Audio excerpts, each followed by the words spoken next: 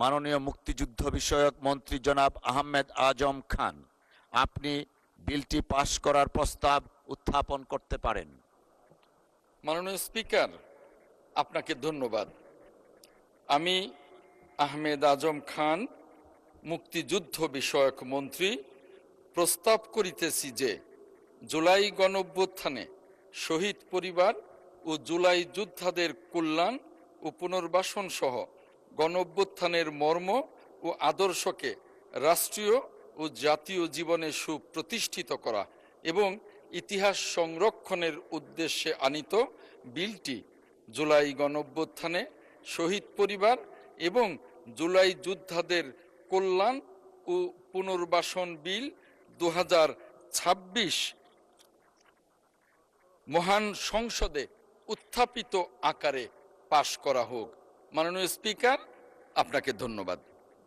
মাননীয় মন্ত্রী, আপনাকেও ধন্যবাদ। মহান সংসদের সামনে প্রশ্ন হচ্ছে, সংসদে উত্থাপিত আকারে জুলাই গণঅভ্যুত্থানের শহীদ পরিবার এবং জুলাই যোদ্ধাদের কল্যাণ ও পুনর্বাসন বিল 2026 পাশ করা হোক। যারা এই প্রস্তাবের পক্ষে আছেন তারা হ্যাঁ বলুন। যারা এই প্রস্তাবের বিপক্ষে আছেন তারা না বলুন। আমার মনে হয় হ্যাঁ জয়যুক্ত হয়েছে, হ্যাঁ জয়যুক্ত হয়েছে, হ্যাঁ জয়যুক্ত হয়েছে। অতএব সংসদে উত্থাপিত আকারে শেষ করি একটু একটু একটু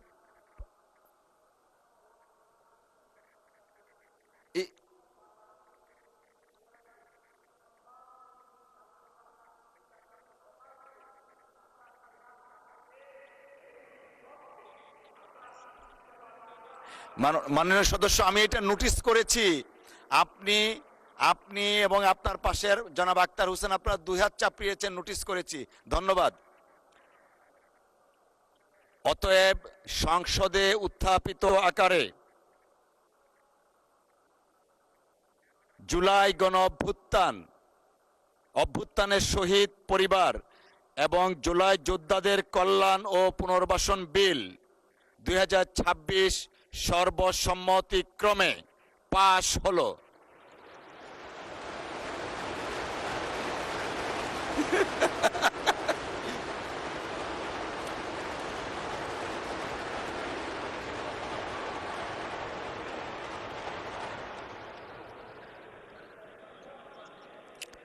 সকলকে অসংখ্য ধন্যবাদ।